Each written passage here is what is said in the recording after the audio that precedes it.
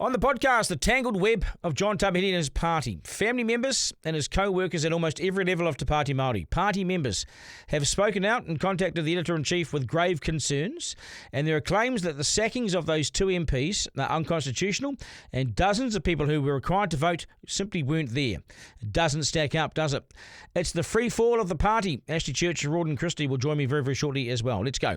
Are we paying these people to front up, or are we paying them to fly to Wellington to eat their lunch? Should you really lose your career for refusing to take part in a 90-minute lesson about Māori culture? This government doesn't actually have any idea how to get economic growth. Show us what you made of, Prime Minister. Editor-in-Chief with Duncan Garner. Duncan Garner, Editor-in-Chief, proudly sponsored by the Brothers Green. Try the Brothers Green New Zealand Move Joint Support Tonic and join over 20,000 other Kiwis experiencing easier movement. The Brothers Green are having their biggest sale of the year with 30% off everything. That's store-wide between now and the 23rd of November. This is your chance to try their top-selling joint support, gut health and sleep range. With over 2,700 5-star reviews, join thousands of other Kiwis and join the health benefits today. Always read the label, take as directed, supplementary of course to a balanced diet. The Brothers Green, Christchurch. Okay, g'day, welcome to the podcast.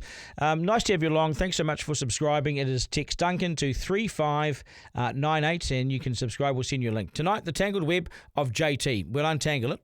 And boy, wait till you see what we find. And again, thanks for your support to those who have signed up and are now paying the $7.99 a month for the extra content. Thank you so much. Let me name a few of the latest paid subscribers because you've joined up. So let's name you. Mark Wallace, thank you, mate. Sue Lloyd, thank you. Phil Hammond, thank you. Earthwatch, Richard Blakeney, Williams, and Suzanne Robbins, John T. That's not JT, but John T. And also Johnny W. Doa. And also Bradley Ibets on Spark. Thanks, guys. Text Duncan to 3598 to sign up. $7.99 you get also extra content, everything on a Friday. Newsletters, Ask Me Anything sessions, a whole lot. But thank you to those who are the latest to have signed up. Today, the tangled web of John Tamihere and the nepotism that threatens to engulf Te Pāti Māori. Well, it doesn't threaten to, it's engulfed it. Tamihere is simply too close, and he has too much invested in Te Pāti Māori. It's not a party, it's his personality cult. And what he says goes, and if you don't like it, you're out. And so it's proved after some investigation. It's become clear to me that Tamihere's family and his work networks through Waipirata dominate the party at most levels. It's unhealthy, it's not democratic, and let me show you why. So let's go. It's the Slam Dunk. Okay, so John Tamihere loves to talk about empowerment, but let's be honest. Right now, he looks less like a champion of the people and more like the architect of his party's own demise. He has built a sprawling, tangled empire, built around himself, his family and his closest loyalists. This was never the intent of Tariana Turia, who would be horrified how JT has taken her vehicle and turned it into his own plaything. The game is almost up. The walls are closing in. I'll explain shortly how JT and his mates or close allies or family are influential at almost every level of the party. Every level of Te Pāti Māori, almost every seat as well. It's deeply concerning for the party as it raises the question just how democratic or undemocratic is the party and how fair has their decision-making been over the expulsion of Taku Te Whereas and Mari Mino Kapakingi. On my first take of the facts, the whole thing's been a jack-up. The removals, or the sackings if you like, if contested, may not even stand up to scrutiny, and the whole thing's been underhand and done without the necessary people and numbers in the room. In short, the party's ignored any internal rules and gone ahead and had a kangaroo court and let the result stand. It is a debacle and chaos. In my view, JT has been hugely unconstitutional and undemocratic in his approach to get rid of these two MPs. It needed something like 36 people to vote from all the levels of the party and across the electorates. Instead, it jammed it up with just 11 votes and said game over. Crucially, members and electorates up and down the country were not asked for their view. It is a JT debacle of his own making, and it couldn't be messier, and it couldn't be more woolly and undemocratic. It's a sham, a shambles and a kangaroo court of the worst kind. Not everyone was in the room. Now, both MPs say they will contest their expulsions and expect others to contest JT's leadership as well as president. This is a debacle, folks, of huge proportions. Why would anyone consider voting for this mess now? The once great Te Pāti Māori has collapsed. And it arguably could be just the two co-leaders. And now two other MPs are considering joining Whereas and Kapakingi on the outside. Newly elected Kaipara, Oreni Kaipara, and Hana Rafiti Clark. If they left, it would mean all MPs have left the leadership and just left the leadership there. And it's just JT and the co-leaders. So the other MPs have gone, the co-leaders remain with JT. What does that tell you? The empire of JT is creaking and it's leaking, and it's finally been questioned loudly. Now, I've been contacted by a number of people in the party over the weekend and had it explained to me how Tamihere has peppered his own people and family right throughout the crucial levels of the party. Now, given the Māori world is small and hugely interconnected, where whānau lines run deep, some might say it's no big deal or it's actually hard to get away from that. And in many cases, that's not entirely new. Now, we've seen it before, but it's worth noting just how much of a grip Tamihere has on the party. Here goes.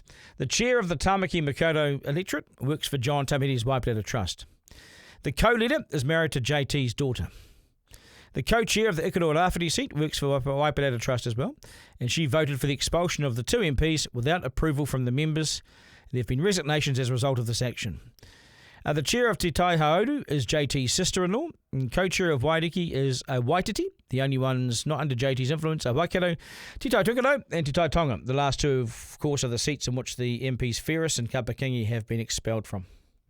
All of these people are on the National Council and get to vote.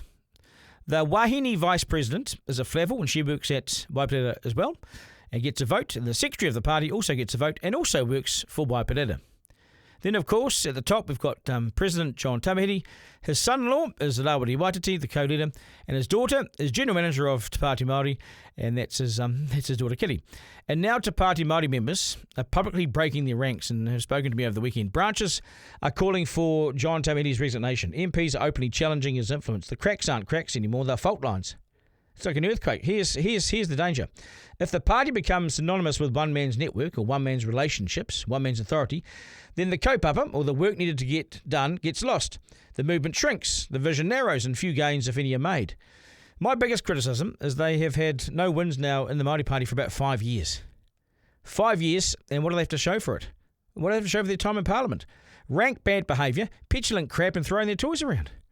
A haka seen by millions around the world does not put food on the table of one Māori.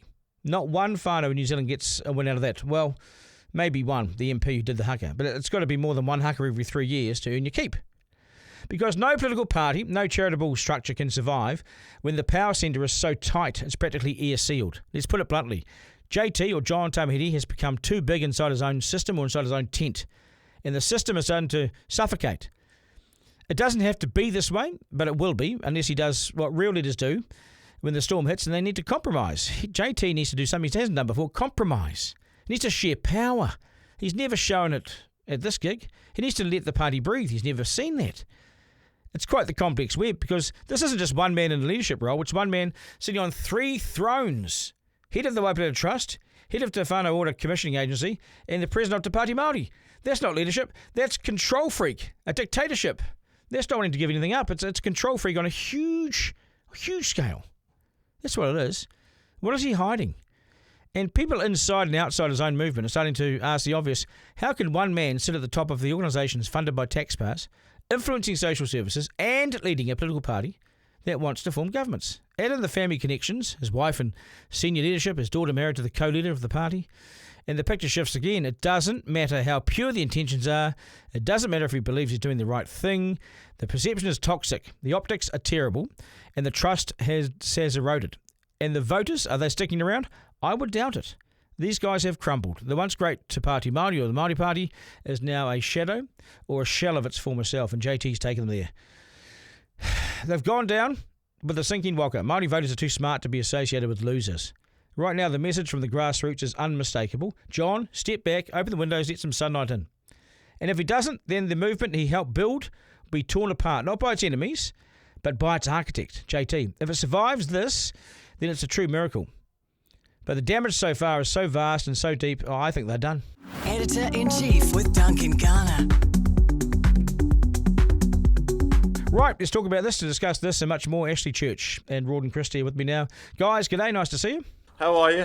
How are you going? Yeah, not too bad. Ashley, good? Yeah, good, guys. Good to see you both. Looking forward to the chat today. Yeah, well, it's always good to test them. I've just had a message through from my youngest. Hey, Dad, where's the wine, please? Can I grab some? This is what happens when they come to the end of exams, you know? Well, how old's young? How young's young? 18. So she's just finished her last lot of IB exams. It's 10 to 1 on a Monday afternoon. She's definitely be a journalist one day. All real estate agent. How's the market? Is it? I mean, I always test the economy based on your weekend. You sold heaps. Testing the economy based on my weekend, I would say we're in a stabilisation period, whereby we're all anticipating great things next year. Okay, we had a very good September, great October, and then things have just gone really quite flat again now. I think basically people have shut up shop. Buyers are still sort of around, but I think people have basically shut up shop a month earlier than they may normally do. They're pleased that they've got to the end of the year. They want the end of the year to come quite quickly, and everyone's resetting for next year. That's my opinion from what I'm seeing in the real estate market. So it's a 2-month shutdown, Ashley. 2-month shutdown of the New Zealand economy. Just what we need. Well, absolutely, and I mean, who am I to argue with Rawdon? But it's a little bit of a concern because we're at the point in this, to the extent you can still use the word cycle because it's been missing in action for the last couple of years. But we're in the point of the cycle where you would expect things starting to improve. So these little stops and starts obviously don't help. It's a supply and demand game, honestly. We've got so much new stock on the market again because everyone waits till that sort of post-Labor Day time. So the stocks suddenly come up, buyers are saying I've got plenty of choice, and so the great properties and the ones where the vendors are really realistic, they're flying. Yeah. Anything else, just sitting. Yeah. Interest rates are low. Interest rates are good now. And so the stock on the market actually was not moving. For all the reasons that Rawdon just indicated, I think we're sort of in this period at the moment where we know that the tribulations that we went through over the last couple of years have ended, that property prices have basically stabilised. The question now is what happens next. And if you're a seller and you think that there's going to be a sniff of an increase next year, maybe you're going to wait. And if you're a buyer, then on the same basis you're thinking, well, I'm going to wait until next year before I look to get a bargain. So, but look, summer's coming. Weather's better than it's been for the last 3 or 4 years. Let's hope it all starts to turn again in the next couple of years. I've outlined tonight in this podcast the corners of the Te Pāti Māori that JT John Tamihere is sort of pictured in. He's got family at almost every level. And in most of the electorates, there's either someone from Waipareta or someone from his family that's the chair or co-chair or whatever. It is quite telling, and I've had different people from the Māori Party, Rawdon, all weekend talking to me about this and how effectively the 2 sackings or the two removals are anti-democratic and don't actually, and you can't be justified under the party's constitution. So it's a bit of a mess, isn't it? I just have absolutely no trust for anyone involved in this. I think I probably lost my trust in John Tamihere many, many years ago, but I can't trust anything I'm being told from any angle in what I would describe here as a complete and utter mess. Yeah, actually 36 people were required to vote on this. 11 did. So they've removed these guys. I mean, does anyone care? I mean, it's a mess now. It's not. Are they worth discussing? Well, that's the key question. Does anybody care? So I've thought about this because we've talked about this party a lot over the last 3 or 4 months, Rawdon and Duncan, and I've basically decided I refuse to call them Te Pāti Māori anymore because that's an insult to the 90% of Māori that don't support these guys and who support various other parties across the political spectrum and who think these guys are a joke. So I'm going to refer to these guys in future as the party racists because that's what they are. They're a racist party. They're a group of extremists who peddle in a particularly divisive, nasty form of politics and who have taken the once great Māori party and turned it into a standing joke as far as the electorate's concerned. You go through, I think you mentioned it before, but Tamihere himself is president of the party. Waititi's married to Tamihere's daughter, Dr. Kitty Tamihere Waititi, and she's the general manager of the party, so I'm guessing his granny cleans the I don't know, whatever. Come back to your question, does anybody care, apart from that small activist element, and I believe that they are there, that very small cohort between 18 and 25, 26 who are angry because they've been told to be angry. I think the rest of the Māori population of New Zealand treat them as a joke and are looking to put their vote somewhere else. Yeah, and well said, but in saying that, Rawdon, what Ashley just said, the leaders of the big iwi, they're really worried about this, and I've been behind the scenes trying to get them all together because they want to change the government. Because they don't like the anti-Māori sentiment from this coalition, so they want to change the government, and it's going to be very hard to change it if you have the left in disarray. So do we potentially now see a new party being created? I mean, to me, this is a case of I don't know how TPM, under its present guise and its present management, can genuinely create any traction on behalf of the many Māori in this country who are desperately clamouring for a voice in Parliament. So this has got. I think this is a case of these guys get together and you start again. I wonder. I think there may be more defections. Actually, you might see Ordini Kaipara move. You might see all sorts of other people go as well. You just don't know. Going to say how many more can there be till there's no party? But Rawdon's right. I mean, the next 4 or 5 months is really going to be the tell, because if this continues, then these guys will be wiped out across most, if not all, of the Māori seats. They'll go back to Labour. They'll reduce the overhang, which is actually an advantage to National. Because basically it reduces the number of seats that National needs to get back to remain in government. Yeah, I'm almost at the point now with these guys where I just think, do they actually deserve any more of our time? There's more important stuff going on. Yeah, well, what a cock up though. I mean, they've taken it, as you said, from a party to a skeleton to a wreck. It's just a shipwreck, the whole thing. Actually, I also want to talk about immigration as well. There's been a mass exodus of New Zealanders. We know that. There's also a mass importation of other people from around the world. But still, if you look at the mass immigration, the number of New Zealanders heading out of town, 128,000 in the last 12 months, is massive. Yeah, so it's really interesting because this increase in migration, inward migration, people coming into the country, has actually been building for probably a decade now. I remember I used to do presentations on this stuff, and I think 2016, 2017, there was 30 or 40,000. The following year, it was 70,000. It was sort of it went from being the size of Tokoroa to the size of a small city, and that's just been building over the last 10 or so years. And interesting, when you drill down on these figures, because the headline over the last couple of days has indicated that there's immigration's dropped right away to a trickle. But when you review the figures, it's actually not inward migration. There was still 138,000 people came into the country in the last 12 months. The problem is that 128, just 10,000 less than that, left the country, mostly to Australia, for higher wages and a better lifestyle. So we're not dropping away in terms of migration. We're just losing our best and brightest who are going elsewhere because they see things as being better on the other side of the Tasman. And that's the real concern. And it's a concern for two reasons. One, because obviously we're losing those people. But secondly, because when we look at things like polls and we see what's happening to support for the coalition, and we recognise that that's not increasing and in some cases dropping, I wonder how much of that is the cumulative effect of people that probably would have voted for the parties of the coalition at the previous election, who have now decided and discussed that this country's not delivering what they want and have left. And that might be 5% of the vote, Rawdon. So it could be, so if it's 5%, it's 110,000 people. They're all upwardly mobile. They want to vote, so they're probably going to vote on that centre right. They've had enough. Yeah, they're gone, and that's your election, and that's arguably your election being based by that 5%. That may well be the situation we come to come November next year. The problem is that I think we're still clinging on to the idea that everyone thinks the grass is greener. When they go over there, they'll find out that actually it's not so much. But then when you actually look at the GDP growth figures of the last, let's say, 3 years, sure, there hasn't been huge GDP growth across any of our partners, the US, Australia, UK, China. But New Zealand's GDP is the one which is below the line. It's significantly, we are significantly poorer now than the countries where we're losing highly skilled and industrious young Kiwis to. We are significantly below the line. How do you grow GDP? You grow it by growing population.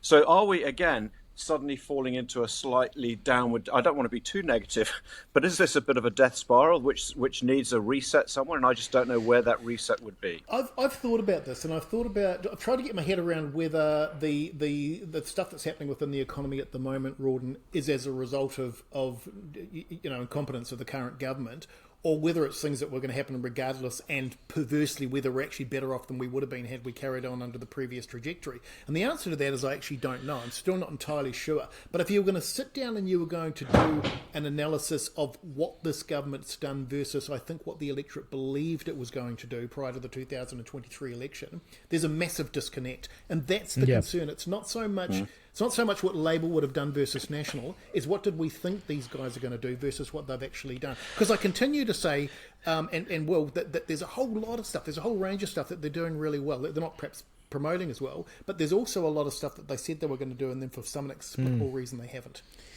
Do you think that's naivety, though? Do you think we elected, both from those we elected and from the people and from ourselves, do you think there was a naivety? Do you think we genuinely believed that things could not have got as bad as they did get under the previous administration, who were spending money like water on nothing productive? Oh, that's a really astute question. This was always going to happen. I'll give you just one example of that, and this is the one that people seem to completely forget. The increase in debt was massive. The cost of servicing the debt now versus what we were spending on the interest on the debt prior to 2023 is a massive increase, and that's now got to be paid. Whoever's the government, they've got to pay that. So what that means is that, all of the money that would have previously been available for education and health and a whole range of other stuff is no longer available, and that is not, and let me be really clear, that is not National's fault. That is the fault of the turkeys that we're now saying we want to bring back in and give another chance. Yeah, I still go back to that question. If we ask the question, rather than Labor versus National, and I said this earlier on the air, actually, if we ask the question, do you want Labor, the Greens, and a Māori, and a coalition of Māori voices to govern, or do you want National Act New Zealand first? That's the question. We've got to be honest about this, because no one apart from Jacinda governs alone. But the difference is that, because when you first phrased that question earlier in the year, I think that was a really reasonable thing to ask. But I think most people actually recognise that now. I think most people realise that if they're going to have a coalition party of the left, that it's going to be a party that has to include all three. And they are still showing up as being more likely to be able to form a government. You're worried, aren't you? You're worried. I'm more worried now than I've been at any point in the last couple of years, because I genuinely believe that this would start to calm down, and once we started to see some results, that National would start to rise in the polls, or the parties of the coalition would start to rise. And I'm just not seeing. And when I see Talbot Mills coming out with a poll that says Labor sitting on 38%, it does my head in, because I just cannot understand how anybody could. These are turkeys voting early for Christmas. Well, and now this brings us into CGT, doesn't it? Okay, so obviously. No, I'll wait.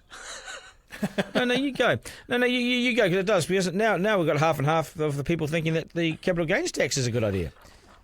Yeah, and I think probably we've had a lot of very well-respected, intelligent, industrious economic leaders, accountants who back the idea of a CGT.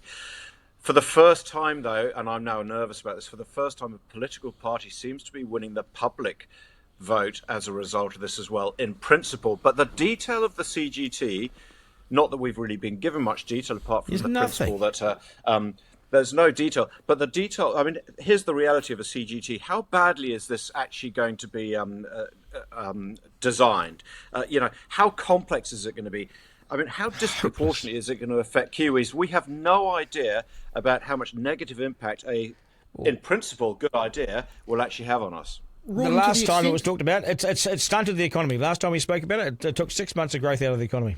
So to the extent that it's getting support, let me explain to you why I think that support's happening. So Labor, as you say, Rawdon, there's been no policy around it at all, but to the extent that they've put any detail out, they have, and this is clever, they have continued to promote the idea that it's about attacking these nasty speculators and nasty landlords out there who are apparently making millions of dollars out of speculation and property at the expense of the poor old renter. And so that message, if nothing else, that message has got through clearly. I think what's happened is that instead of indicating that there's going to be a general CGT, by doing that, there's a whole chunk of this country who are very much in the I'm all right Jack camp, who are basically saying to themselves, well, that's great because I don't like property investors, don't like landlords, they're going to be hit by this, so that's good, I'm going to support Labor because they're going to deal to these guys. Now, here's the problem with that. Let's say they get in and they implement this as they've described on property investors and landlords. How long do you think it will be? And remember, they're talking 28% marginal tax rate on this thing.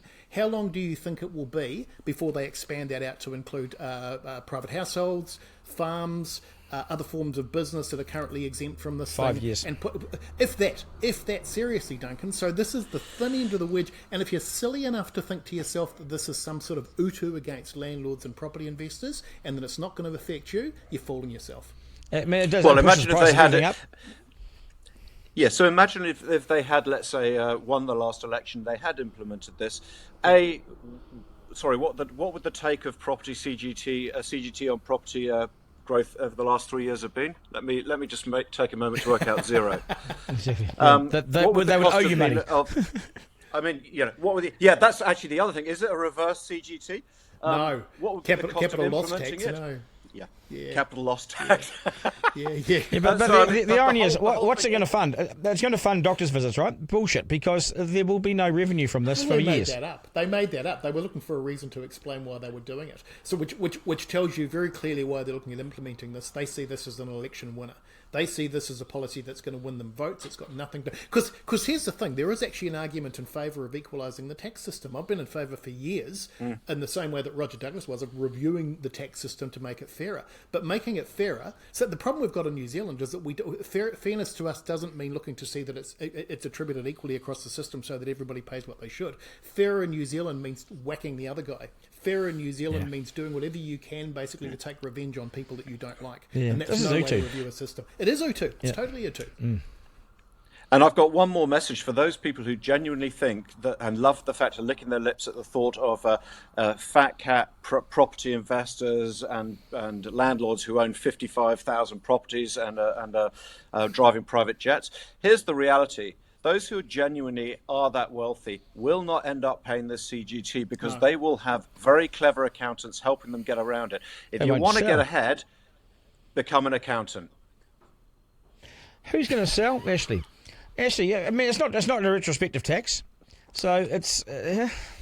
Well, here's the thing. So if you looked at and this is going to surprise you guys, but I'm actually probably broadly in favour of a small CGT across everything. So which you would apply to the family home, which you'd apply to rental properties, which you'd apply to businesses, and in the order of maybe 1.5% to 2%. I don't think Kiwis would grizzle about that, but I think that they would accept it because it would be another way of basically expanding the Fairness. space. Yep. Yeah, Yep. fair. Well, fairness is an interesting word when it comes to tax because our definitions of it are different depending on who you talk to. However, I think most of us probably would have accepted that. This is not about fairness. And the problem you've got at the moment is if you were to implement it right now, you've got a whole lot of property investors out there who are hanging on basically by the skin of their teeth, who are terrified at what the next 2 or 3 years might hold because they've still got to pay interest, they've still got to pay rates, they've still got to pay all the other outgoings, and they're not seeing capital growth. This could be the last thing that actually pushes them to getting rid of them. And as I said to you a couple of weeks back, Rawdon, the cumulative effect of that and the down the track 4 or 5 years looking at what I see as a major rental crisis, this is just another push in that direction. So that's a conversation for another day. And that CGT and the Labor Party returning to government and the CGT, which are both complementary to each other, that would see a mass exodus to Australia. You've seen nothing yet.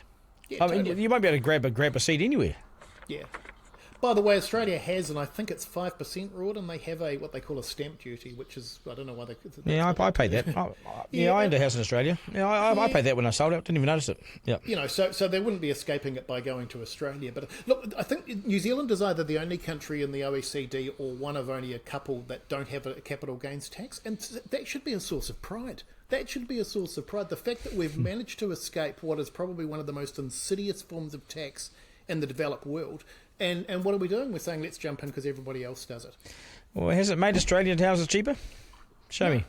No, show me. Not at all. Yeah, you wouldn't want to go into Sydney and try and buy in that market at the moment. And let's just hope the old adage that they're 6 months ahead of us is true. Yeah. Any thoughts on the police after the weekend? I mean, it was just wall to wall. It's been wall to wall, hasn't it? Oh, I've got a view on this, and I've watched quite a lot of coverage over the weekend, and we've seen Duncan. In fact, I've seen you quoted on this as well. The unwillingness for people to use the word corruption with this, because they think it might, darken our reputation as being lovely New Zealand, and the Transparency International, TINZ, who said this isn't corruption because we don't want to ever be seen as a corrupt country because we're seen as such a lovely uncorrupt country. He called it cultural integrity problem. This is corruption, I would have said, apart from, as Bryce Edwards in his column said this morning, apart from the actual handing over in a brown envelope, cash, this is corruption. So I can't understand. And Mark Mitchell described it as such yesterday on the Q&A program. He said it twice, and then afterwards his office decided to soften his language and say, "Oh, it's not really corruption. What do they call it? It's corruption. It's corruption. The top brass looked the other way. They did everything possible to make sure that this was covered up. That's corruption. I've been strong on this. I kind of get, though, why they don't want to use that word, because we've prided ourselves for generations as a nation that has very, very limited levels of corruption. In fact, I think with the trust ratings, we're right up the top there with sort of Denmark and Singapore and a couple of other places. I've thought about this over the weekend, and I was trying to think: is this an indication of a worsening society, a society where moral values are dropping? But it's actually not, because I mean, you can go back to the 70s. I think there was the massive corruption case in Queensland in the 80s, the police over there. This is something that pops up from time to time. It's basically humans doing what humans do. The difference is here is that we hold police to a higher standard, and we should, but we hold police to a higher standard. If this was happening within any other state-owned industry or state-run industry, I think we would probably be less concerned about it. It's the fact that this is our New Zealand police. These are people we trust. They enforce the law. Yeah, totally. And this has happened, and I think it's disappointing for me. It's disappointing as much as anything. And what makes it worse is it's not one person; it's almost the entire top management of the police. Well, I think the big thing is we're used to seeing the top brass come on and clean up anything below them, which has been a bit slightly dodgy, right? But this time, it's the entire top table. Yeah. The entire top table. It is unprecedented. I would say this is unprecedented police corruption in New Zealand. And where there's corruption, there should be accountability. So obviously McSkimming's these guys are ready for retirement anyway, and they've got plenty of cash coming their way to be able to help them through that in a very comfortable way. But should there be accountability as far as any potential legal proceedings go? Well, I think there's going to be from sort of McSkimmings on related issues. McSkimming, what about Mr. Costa? Yeah, probably not. Oh, well, he just won't get reappointed. I mean, he'll lose a $600,000 a year job. He won't be employed in the public service ever again. Has he not stepped down yet? No, I know he hasn't. But again, I would suggest that probably if we really want to be seen as having any sort of honour around this, that you step down before you push. But then maybe it is simply about being able to pay for the batch for the next 10 years. Oh, we'll text him. Ashley, you want to get rid of state media. You almost got rid of it, actually, with a very fine piece you've written in the last 24 hours. Brilliant piece.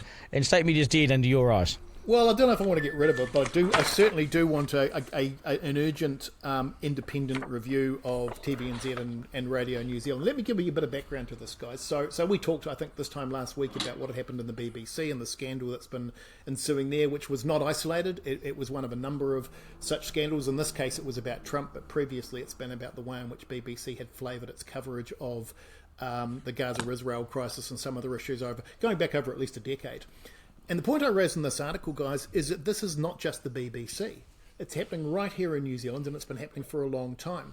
So when you talk about promoting a particular narrative, promoting a particular ideology, if you're News Hub, which doesn't exist anymore, or Stuff, or NZME, or Newsroom, or any of these other independent media, or indeed Duncan, Garner, editor-in-chief, fill your votes. Yeah. You're absolutely brilliant. You're absolutely entitled to do that. You've got you're a private business, and your income and your business, rise or fall based on the audience who's prepared to listen to your income. Yeah.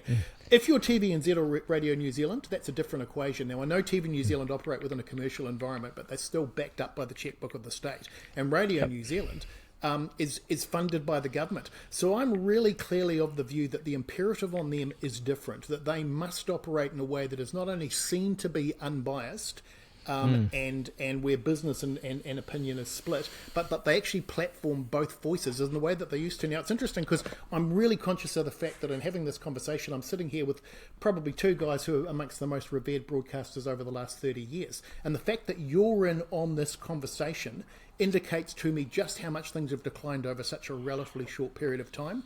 So the government's got to do something. And Goldsmith just doesn't seem to be interested. He's absent on this whole issue. The government needs to step in. The government needs to have an independent inquiry, not one run by ABC that's being criticised by the same stuff that TV New Zealand's doing here in New Zealand, not one that's done internally, Radio New Zealand, independently, that looks at a range of issues under terms of reference and actually comes up with some pretty clear recommendations and, if necessary, heads roll.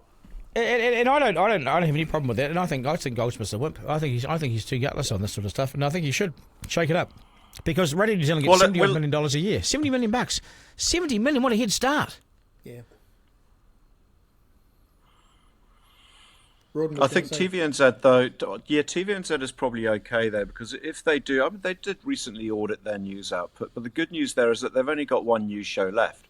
So, so we've already minimised the potential for a biased reporting.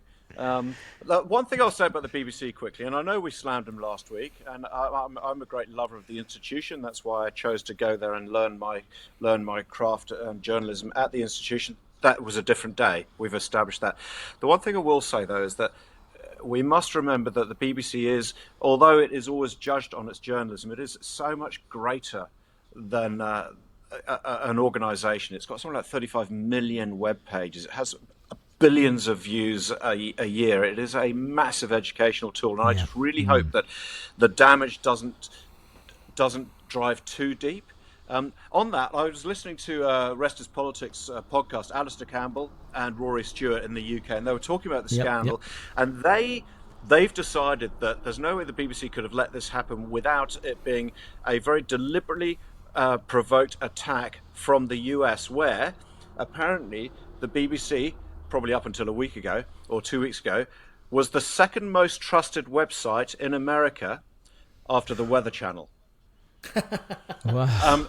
So you can understand why there's a certain a conspiracy theory that the right wing faction, driven maybe by your Trumps and your Musks, have somehow infiltrated the BBC's journalism standards and are deliberately undermining the standards which they're now broadcasting. It was maybe a bit of a stretch. Maybe that's the difference because and I'm not so familiar with the BBC, Rawdon, but I know TVNZ up until relatively recent times was a pretty straight shooter as a broadcasting channel. So you knew that they may not have agreed with the views of the people that they platformed, but they would generally put both sides of a debate on. And I know that because I was part of that over the last sort of 5 or 10 years. Radio New Zealand's a bit different. I mean, even when I was a kid, we used to refer to Radio Pravda. So Radio New Zealand's always had this reputation Soviet style radio, of being pretty lefty. But TVNZ didn't. TVNZ was a straight shooter for a long time, and I think that's probably what that disappoints people more. It's that brigade of people that sit down at 6 o'clock thinking it's going to be what it was a decade ago, and it's not anymore.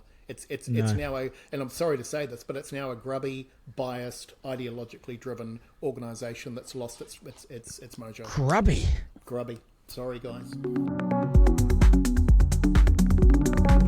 Okay, here's the editor. Hi, Duncan. Good morning. Duncan, I've been listening to you for a while now. I'm 21. I got trained as a marine engineer, but heading overseas next week as the pay is not here in New Zealand. God, this is what we just spoke about, isn't it? The reason I'm emailing, my partner is a first-year graduate in nursing from AUT, and she works at North Shore Hospital. The story she tells me from her 12-hour shifts as new grad are ridiculous. Yesterday, they had 3 people high on meth at the hospital. These people come in all abusive, start throwing things. One even started to kick patients out, awaiting care out of the triage room. As nurses, they're not allowed to touch or restrain these patients, and security is pushed to the limits with all the other cases in the hospital, sometimes taking 10 minutes to arrive. The way these people are coming in and taking up vital beds and can cause such disruption is unacceptable. I personally think they should be spending the night in jail, not in a hospital bed that could be used for someone with serious issues, not given to these meth head addicts to sit out there high, which is all the nurses can do. Just a little insight into what's happening and the pressure these first-year nurses are going through. For someone like my partner that has studied 3 years, she's not seeing a long-term career with the way they are being treated and their subpar pay as a new grad, considering the frontline staff and the abuse they get. Many thanks, Duncan. Jack Morgan. God, that's pretty sobering, isn't it? So you're saying we're going to train her and then she's off to somewhere else, not here. We've got to get better. We've got to do better.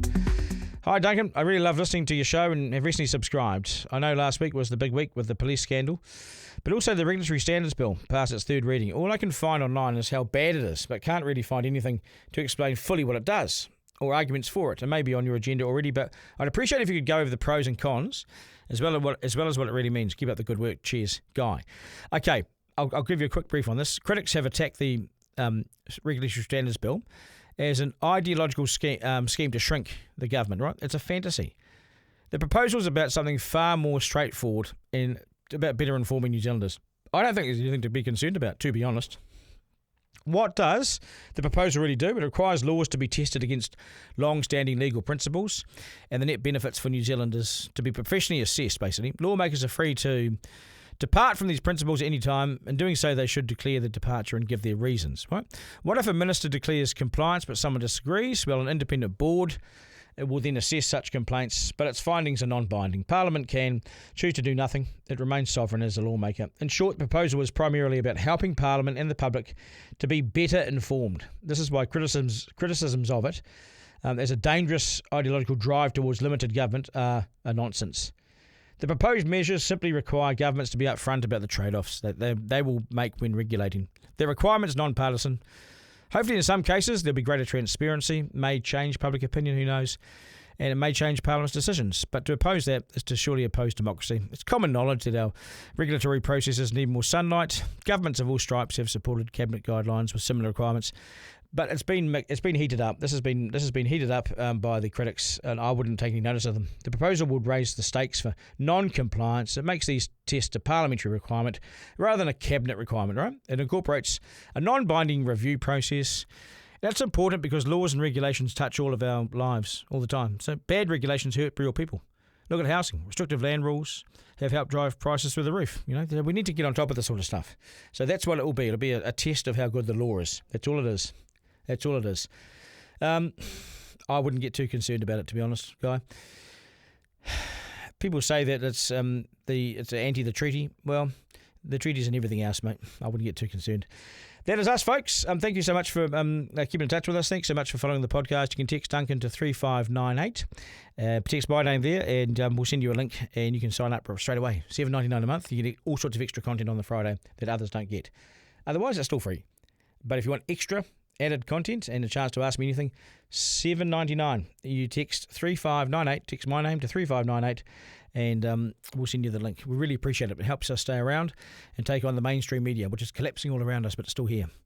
They've got the big money, so we need to somehow fight them. So by joining Team Duncan, you can help me fight them. Thanks so much. Remember, you can get hold of me, Duncan at rover.nz. To Lockie and Brody, thank you guys. Always appreciate your efforts. And get in touch with us, and thank you to the Brothers Green, of course, who keep us here. We love the Brothers Green. Try their products. The gut health one's good. It cleanses you. Something about it. It's a beauty. Okay, that's us, folks. Remember, life's no dress rehearsal, no curtain raiser. This is it. We live in one of the best places on earth, so get out and enjoy it. Have some fun. Take care, folks. Ta-da. Editor-in-Chief with Duncan Garner. Thanks for listening to this episode of Duncan Garner, Editor-in-Chief, sponsored by the Brothers Green. Feed your gut what it needs. Digest Gut Health Protein Powder. I use it myself. It supports natural digestion and gut health. Made with premium Canterbury-grown hemp powder and a unique blend of active kiwifruit enzyme powder and kiwifruit skin extract, offering natural prebiotics and a nutrient-rich profile to complement a balanced lifestyle. Always read the label. Take as directed. Supplementary, of course, to a balanced diet. The Brothers Green, Christchurch.